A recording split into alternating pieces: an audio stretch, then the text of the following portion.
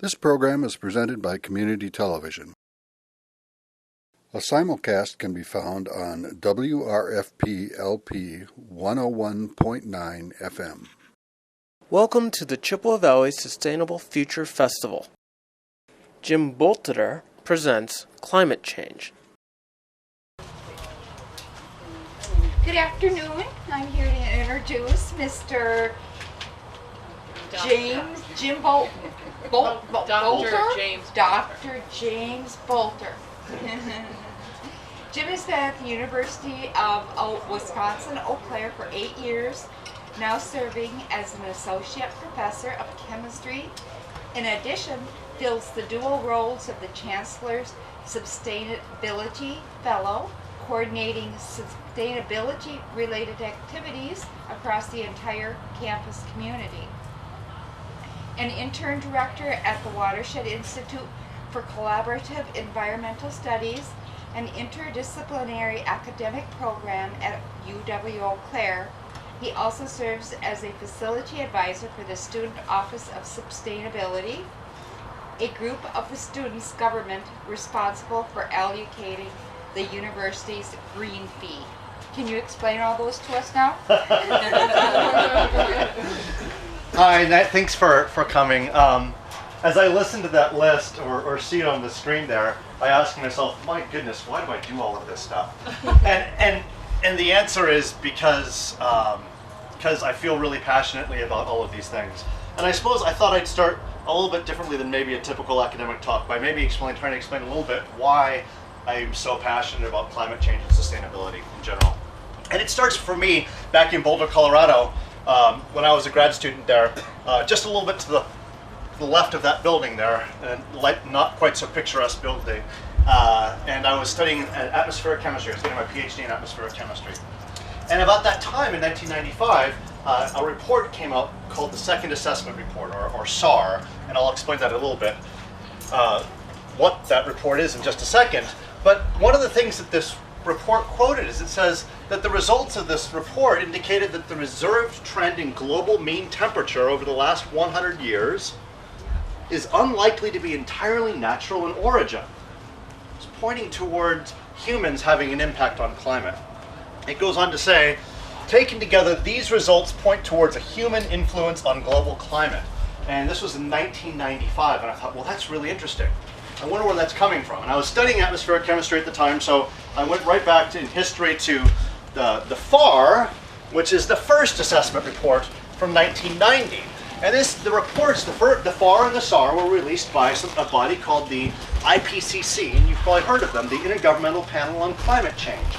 And this is a body that was assembled in 1988 by the United Nations, the World Meteorological Organization, to really get at the roots of what was going on in climate change once and for all. So they assembled scientific experts and economists and sociologists and all sorts of sciences from all over the world, and they said, we need to understand whether climate change is human-caused, and we need to understand it now because the consequences are potentially vast. And so going back to the first assessment report from 1990 here, they said a very equivocal statement back in 1990. Our judgment is that the global mean surface air temperature is increased by 0.3 to 0.6 degrees Celsius, a large range for a small number, right? Over the last 100 years. The size of this warming is consistent with climate model predictions, but it's also the same magnitude as natural warming. In other words, they're saying, look, we're seeing some warming, we can't really tell yet, unequivocally, whether this is human-caused or natural. Whether it's natural variability or human-caused variability. And that's not too hard to look at when you look at the temperature record here. You do see an increase here from about 1940 through about 1980, but is it enough to exceed what we would expect from natural variability? We just don't know yet. What we do know, however, is carbon dioxide is increasing. And so from 1960, this data set from Mauna Loa, Hawaii, through 1990, it's clear that carbon dioxide is increasing. And if you're wondering what the little jiggy jags here, that's just seasonality because, of course, in the wintertime, plants decay and give off CO2, and of course in the spring, plants grow and take up CO2. So that's what the jags are there. So then I went a little further back in history. Actually, a lot further back in history. I went back to 1824, when Jean-Baptiste Joseph Fourier proposes actually the greenhouse effect. And he actually almost uses the same terminology. He proposes that the atmosphere acts like a box with a glass lid that acts exactly like a greenhouse to hold in the heat, effectively. Not to hold in the heat in terms of like a real greenhouse, like we grow our plants in, actually holds the air in place, right? And so that captive air gets heated up. In this case, even in 1824, Fourier recognizes that what's being trapped is heat, not air. Moving back a little further along, John Tyndall, the famous physicist and geophysicist of English extraction, in 1862 describes the atmosphere as a dam built across a river that causes a local deepening of the stream. So our atmosphere, thrown as a barrier across the terrestrial rays, produces a local heightening of the temperature at the Earth's surface. He's essentially describing the atmosphere as a blanket which is holding this heat in. Now, what's not shown in this quote here is that Tyndall does some really extraordinary measurements in which he exactly determines which those gases are. He points out that water vapor is the most important of them. In fact, he says, without water vapor, the Earth's surface would be held fast in the iron grip of frost. A beautiful turn of phrase only possibly uttered by an Englishman. And so water vapor is the most important, but he also points out methane and ozone and hydrocarbons and of course carbon dioxide. He also knows that oxygen and nitrogen and hydrogen have no effect on global warming whatsoever. So he has a much more nuanced view than Fourier did. Skip ahead just another 30 years or so, and we come to Svante Arrhenius, who takes it a step further and realizes that not only are the natural greenhouse effect at work and these particular greenhouse gases causing warming, he recognizes that increased levels of CO2 due to the Industrial Revolution and all the coal that's being burnt will lead to an increase in global temperature. Taking notes, 1896. This is well over a century ago. And the amazing thing about what Arrhenius did is he recognized that it was not just a simple increasing the amount of greenhouse gases would lead to a warmer temperature. He started to recognize there were things called feedbacks, whereas snow melted and the ground got less bright, that would actually amplify the heating mechanism. So he actually did some rather sophisticated calculations, considering it was 1896 and computers weren't too good at the time. He did some rather sophisticated calculations and came to a shocking conclusion that if we doubled the amount of CO2 in the atmosphere, that would correspond to a 6-degree increase in the temperature at the surface. Ironically, and there is actually some irony here, some of our best estimates today suggest that number is more like 5.4. He was almost dead on. Now, he made a lot of mistakes, and a lot of them offset each other, because he made some assumptions that were not good, and he missed a bunch of stuff. But in the end, he comes to almost exactly the right answer. Now, he realizes, based on the work of Tyndall, that the Earth is about 40 degrees warmer than it would be if there was no atmosphere. And so 6 sounded like a good number to him, so I think he believed it for that reason too, because it was the right sort of order of magnitude. By the way, I should close by saying that Arrhenius, by the way, thought this was a great thing, because guess where he's from? Sweden, right? He's like, I can imagine a day when they can grow pineapples in Sweden. That would be a great thing. So anyway, probably gets the magnitude, maybe not the magnitude of the temperature, maybe not the magnitude of the situation.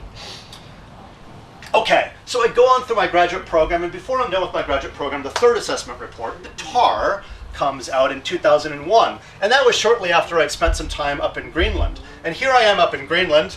It's a sunny day, a little cold but sunny, and to my right here, that big pipe there is actually the top of an ice core, a very important ice core that measured 2 miles down to ground and had a climate record of 120,000 years, 120,000 years.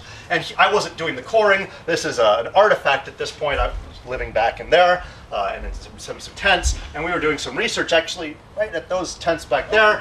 But anyway, it was really exciting to see this. Now, listen to the words that are used as we go from the second assessment report to the third assessment report. In the light of new evidence and taking into account the remaining uncertainties, most of the observed warming over the last 50 years is likely to have been due to the increase in greenhouse gas concentrations. Do you hear how the language is changing? There's greater and greater sense of certainty. An increasing body of observations gives a collective picture of a warming world and other changes in the climate system. It's no longer just about getting warmer, it's about all sorts of changes going on, precipitation and so forth. Not only this, now are they projecting forward, now they're talking about what they've already seen.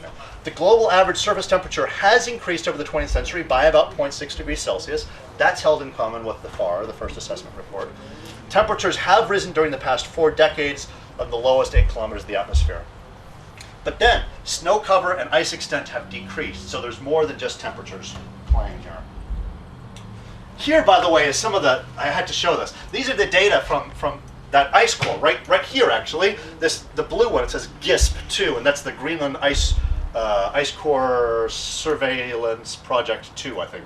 Anyway, trick here is that on the left is now, and going back to the right is back in time. So this is 120,000 years ago, so about 110,000 years ago. And we see that it's warm now, but it used to be cold, and of course, duh, that's the Ice Age. Everyone knows that. So that's great. What's cool about this, though, so to speak, is that in the red line here is another data set, but not from Greenland, from Vostok, Antarctica. So here are 2 data sets from 2 different ice cores on opposite ends of the planet, and they tell us the exact same story, and that's pretty neat. What's great about Vostok, though, although Vostok isn't as deep as Summit, where we measured the ice core in Greenland, or they measured the ice core in Greenland, the Vostok data set is much longer. Much, much longer.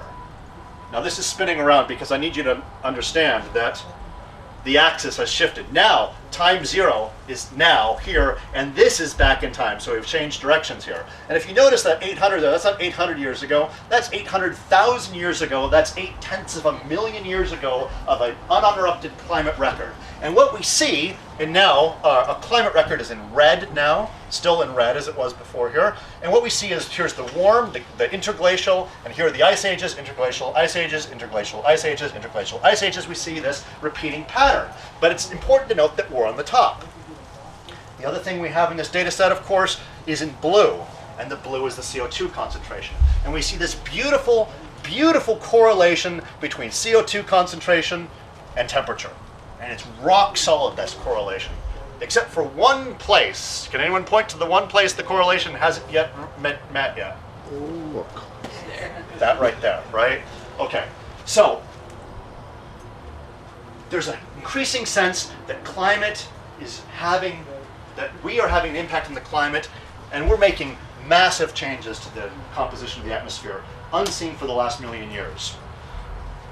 So by 2007, I'm happily in Eau Claire, UWC, there's the river, and the 4th assessment report, they had to stop, they couldn't call it FAR because guess what, that was the first assessment report. For such smart people, wouldn't you have thought they would have started first assessment report, we're going to come back to an F again later, aren't we? Huh, maybe we shouldn't call it the FAR. Well, they figured it out. From now on, they're AR4, AR5, AR6, assessment report 4 in 2007. And I should note that the AR5 is due in the spring of 2013. So watch for it. It's going to be, I think, a very, very fascinating report. I want to give you a sense of what these reports represent. This is not unique to AR4, and it's certainly not, in AR5 would I expect to look the same way, but this is the process to get to these reports. 2,500 scientific reviewers of the report, 800 contributing authors. Can you imagine writing something with 800 other authors? Really, honestly? 450 lead authors from over 150 countries, over 6 years of work to publish this one report. This is probably one of the most highly edited pieces of literature, or if you want to call it that, ever written. As we get it to 2007, we see a distinct change in language. Warming of the climate system is unequivocal. Global atmospheric concentrations of carbon dioxide, methane, nitrous oxide, the greenhouse gases, have increased markedly as a result of human activities, now far exceed pre-industrial values determined from ice cores spanning many thousands of years. Here's the key. There is very high confidence that the net effect of human activities in 1750 has been one of warming. Advances since the 3rd assessment report show that discernible human influences extend beyond average temperature to other aspects of climate. A much stronger, you agree, right? This is much stronger language now. So let's review. This is what we saw in 1990. Here is the temperature record. Here is the CO2 record. And by the way, I just downloaded these myself. All this data is now widely available. I just went to the NOAA website here and to the NASA website there, downloaded them, put in my own graphing program. Anyone can access this data. No one can complain that this is a closed process. And here's what we have by 2010. Watch it change. Okay, so that's the change. A lot easier to see the warming just by eye, right? Although some refuse to do so. Let's talk about some really obvious things now. People get confused about weather and climate all the time. What's the difference? It's physical scale, time scale.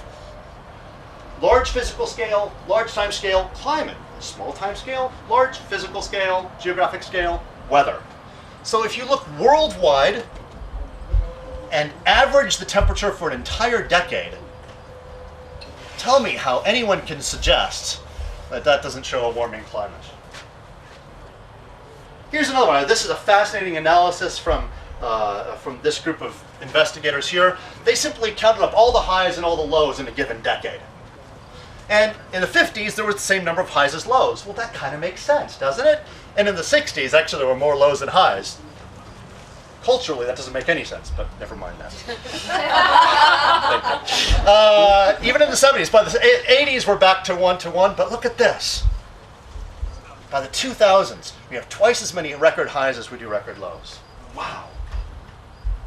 Rainfall, too.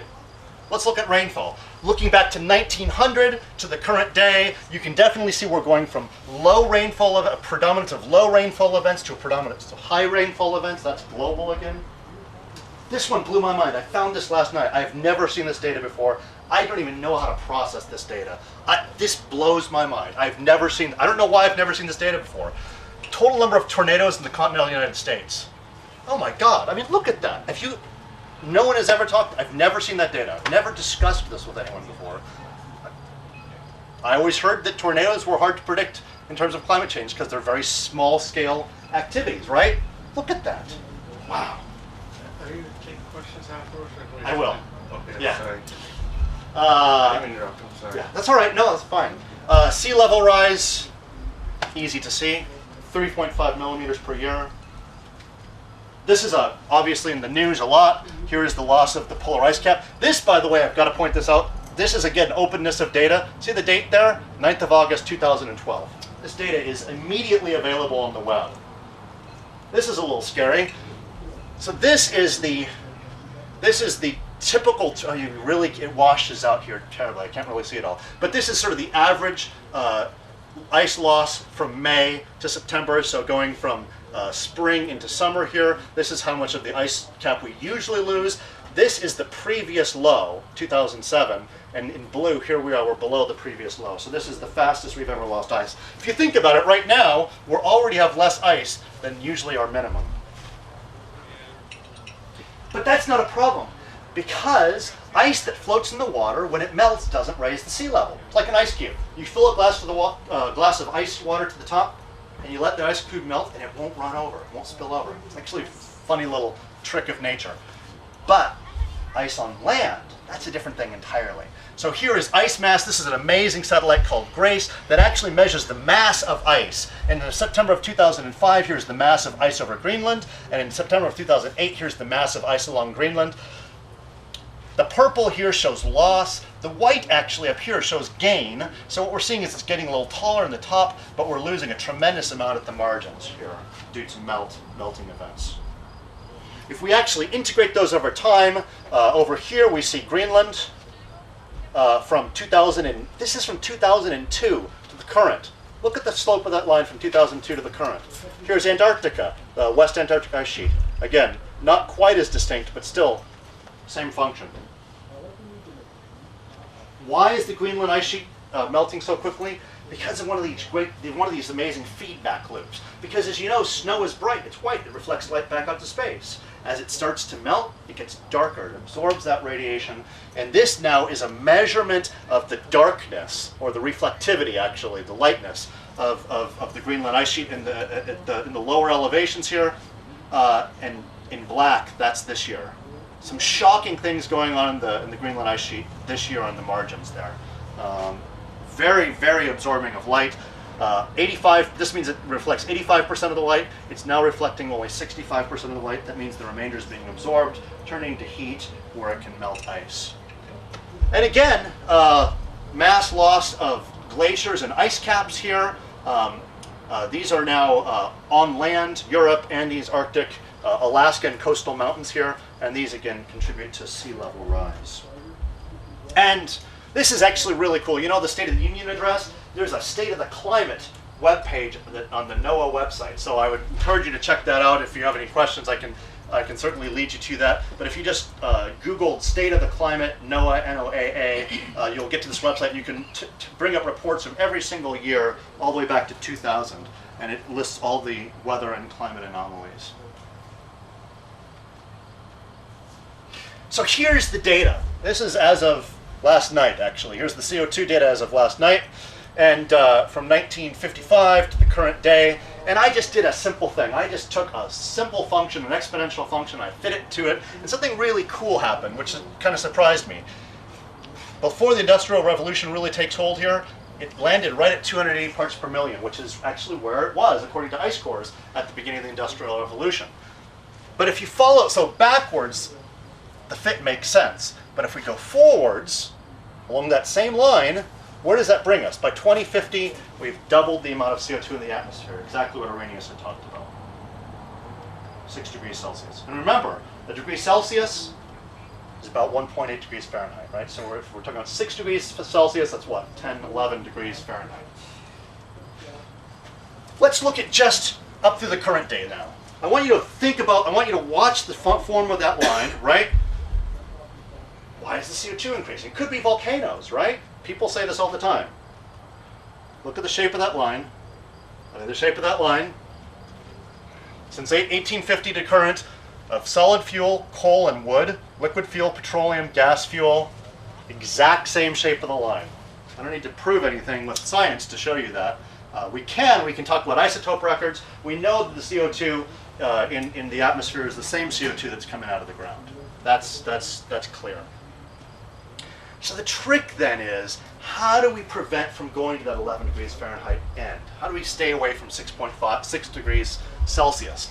And it turns out it has everything to do with what we do, the emissions scenarios here. So if we want to stay, this is a really hard graph to read, and I apologize for that. If we want to stay at, say, 2 to 4 degrees Celsius here, that means we can't exceed about 450 parts per million of CO2. In order to do that, we have to stay in this green manifold right here, which means this is current day emissions of CO2. That means we need to stay within that little green area down there. That's very, very hard to do. We say, well, okay, we can't get there yet, but what if we wait till, I don't know, 2020, and then we really start cranking on this? We're in the blue here. What does the blue do us? That gets us to 650 parts per million, well over double, which puts us in the 4 to 6 degrees Celsius range. So it's really, people talk about uncertainties in modeling. The uncertainty is not in the model. Well, there is uncertainty in models. It's science. There's uncertainty. But the important uncertainty is not in the models. The important uncertainty is here. The important uncertainty is, what do we do? That's where the key is. Some people say, well, you know, we're running out of oil. That's great. So once we run out of oil, then we won't have any more warming. Well, this is, I think, probably the most frightening slide in the whole thing. Blue is what we will have, if we go all the way to 2100, burning fuel the way we have, this is the amount of CO2 that we will have put in the atmosphere. The blue section, okay? That's all the way up to 2100 at our current rates. The orange is what's still left in the ground.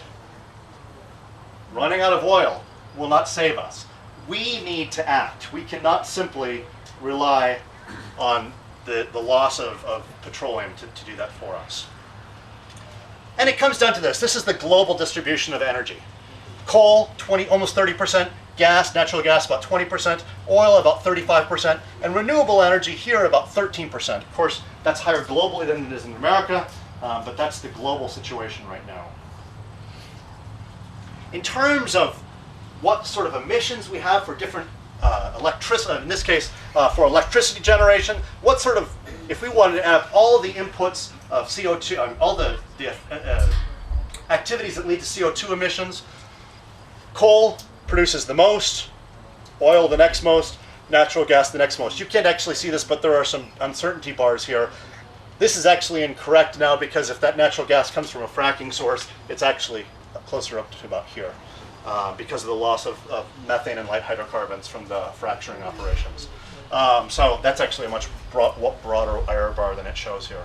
But nuclear energy is quite low, wind energy is extremely low, ocean energy, hydropower are essentially non-existent, geothermal, concentrating solar power, photovoltaics is a little higher but not too bad, and then biopower really depends a lot on what you choose. So, we want to be here, not here. How do we do that? Societal change. That's the thesis of my talk here. This is the impetus for social change. And so to get to social change, we need to make it possible to do this kind of stuff and not the other. I'm going to skip past this. This is the most powerful quote to me I've ever seen. John Holdren used to be the president of the American Association for the Advancement of Science. He is now the President Obama's science advisor. We basically have three choices: mitigation, adaptation, and suffering. We're going to do some of each. The question is what the mix will be. The more mitigation we do, the less adaptation will be required, the less suffering there will be. How do we get there? This sounds bad. What do we do? Well, there's the things that you all know, and I won't belabor these because you all know these because you're here, right? We know that we have to not drive less or get a car with better mileage. We know that local foods are good for us and they're good for the environment. We know that we can improve our houses, we can turn down the heat and air conditioning, we can install renewable energy in our houses, we can plant trees, we can replace light bulbs, we can unplug electronics, we can get better appliances, we can use less hot water, we can reduce waste and buy less stuff. But in the end, it's not enough. What do we need to do additionally? Vote with climate as a primary issue. When you go to the polls, that should be your issue. And then, only then, can we begin to address this. Now, every scientist, legitimate scientist, who talks about climate is going to say the most important thing to do, regardless of anything else, is we need to cut CO2 emissions. Every economist across the spectrum, from the most conservative most conservative-based philosophical economists to the most liberal-based economists will say the best way to cut carbon is not through a cap-and-trade program, it is through a tax. We must tax carbon. How do we do that? Well, we have a new organization. Well, it's been around for about 3 years. It's called the Citizens Climate Lobby, and we have a brand new chapter here in Eau Claire. We're trying to get a chapter in every single legislative district in the country to push a specific type of legislation through. It's called fee and dividend. We tax carbon, but guess what? A tax is not going to pass in the current legislative environment. So we make it revenue neutral. We send all that money right back to the American people. No government keeps no money from the process. And guess what? The costs from the fee that go towards the energy are going to get passed along to the consumer. The consumer is helped out because the consumer is getting all that money back. And in fact, it's even a little better than that because the consumers who can barely pay their energy bills get the same amount of money back as the people who are burning lots and lots of energy. So in a sense, it's a sort of an anti-regressive program here. So there's a huge justice issue to it. Cap and cash back. The fuel companies get charged by fees, those go to the treasury, comes back to the consumers, and they are able to pay the higher prices. No change here. What's the change? Finally, fossil fuel is not the cheapest option. We simply tilt the playing field to allow renewables and energy efficiency to be possible. This gives me hope. The other stuff scares me. This gives me hope. This is what we should be voting on. This is how we get to social change. I would love to say we appeal to people's better angels, but you know what? We can, but you know what? In the end, we live in a market economy. Let's use that market economy to our advantage. That's the appeal for social change. And with that, I will open it to any questions you have.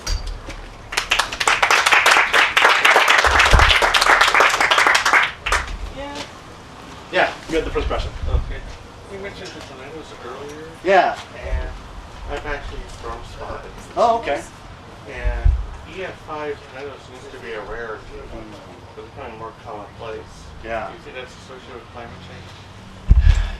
change? It's hard for climate scientists to predict the climate signature on tornadoes because climate models have they're broken into grids. The geography is broken into grids, and tornadoes are really small compared to a grid size, and so climate models find it very hard to address tornadoes and predict how tornadoes will be affected.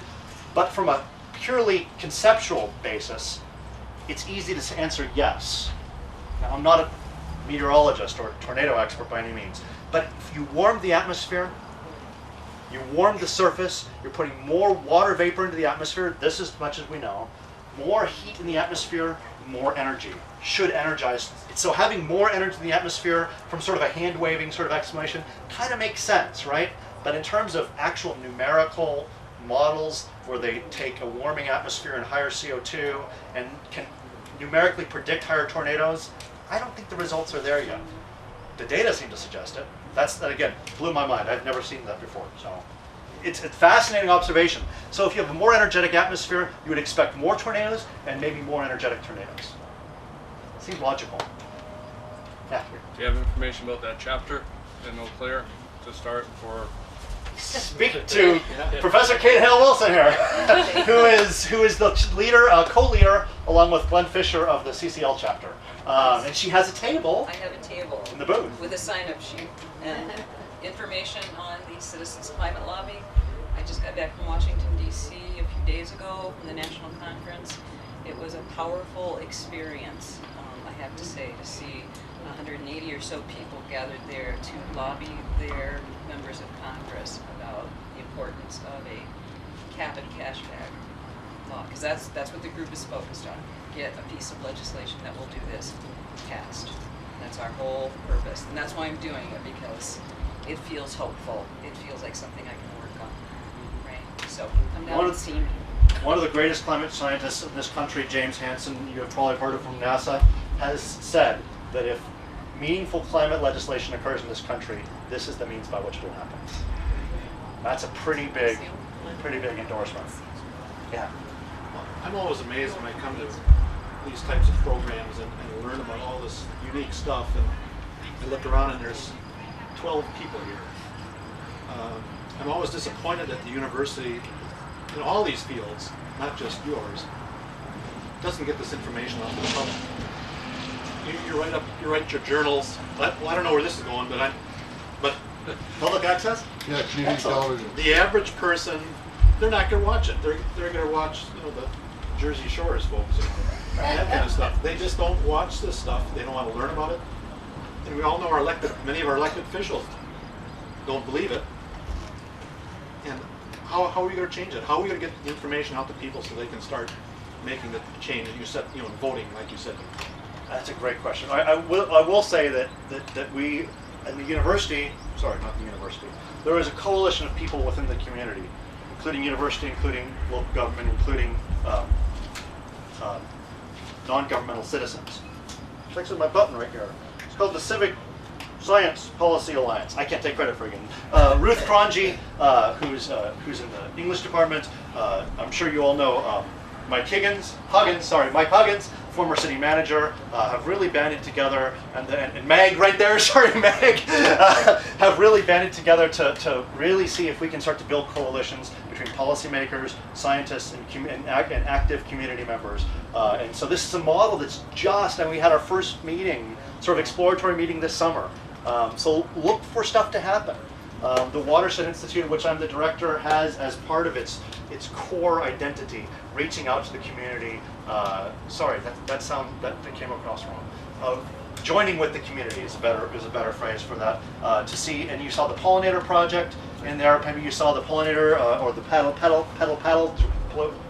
pollution tour. Hard to say, but creating bonds between community and university, breaking that town-gown barrier, and hopefully making progress there. So well, that all sounds good, but I mean, somehow or other you've got to get from the professional journals and all that kind of stuff, so these peer-reviewed journals, to a piece of paper that goes out to every household, that they can read that and learn something about this stuff. You know what I learned in DC? The executive director said, What happens on the ground is somebody comes up with a good idea and you say, great, how can you make that happen?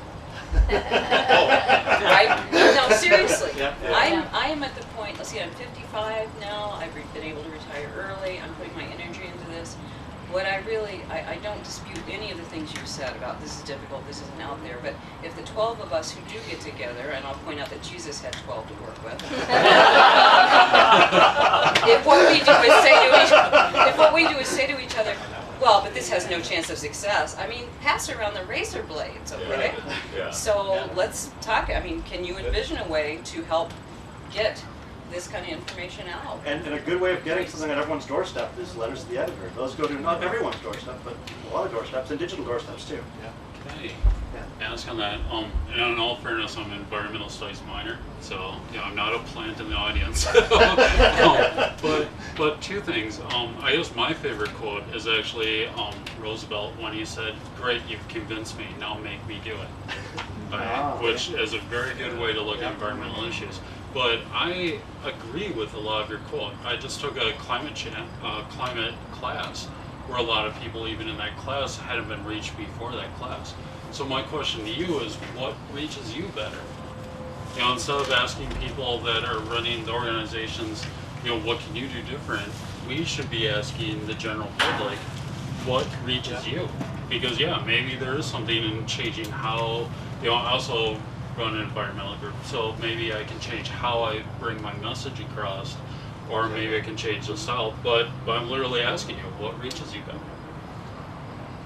I'm not quite the typical person because I do go to all of these things, but one of the things that we found in I'm a member of this Lower Chippewa Alliance, and we had a forum in Durand one time about some issues, and we had some University of Eau Claire professors give an outline of some of their research on the Lower Chippewa River. And we had packed, the Durand Theater was packed by people that come out and see that. They're interested in learning about their neighborhood, their backyards. And when you start talking about serious issues like this in their backyards, I'm assuming they're going to come. Watch for Ask a Scientist to start up again this fall. The person leading it, Paul Thomas, was on sabbatical all last year. No one picked up the torch for him, but watch for that at Acoustic Cafe to begin up this fall again. So that's a really great opportunity. Not just university professors, but medical doctors, dog trainers, experts in various fields, but a lot of them, since Paul Thomas is a university guy, coming to speak on issues there. Yeah. I was going to say, I agree with you, Kate, about what you said. I think the thing that's missing, usually in a situation like this, is that you might have at your table, you have a sign-up list of emails, and then very easily ask those people when they sign up that they will do one thing, and that's write a letter.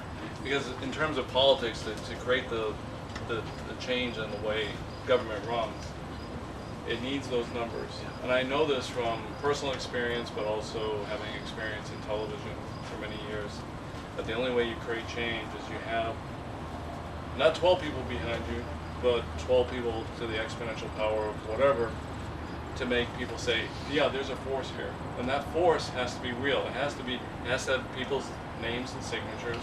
They have to continually either send out an email, write a letter to the editor, and call. But keep it simple. I mean, a discussion like what you just had, or a presentation like you just had, people know this already. They want the solution, and it's solution based. That's where we stay on the solution. That's where we'll keep the people together.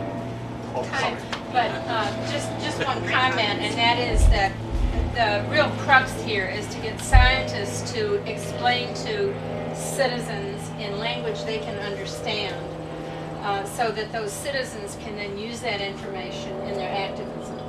And that's something that has to happen soon. And we're working on that. Thank you very much. Thanks for your questions. This program was recorded and presented by Chippewa Valley Community Television. Chippewa Valley Community Television is made possible by continuing community support. If you'd like to volunteer or make a donation, you can contact us by calling 715-839-5067 or on the web at www.cvctv.org.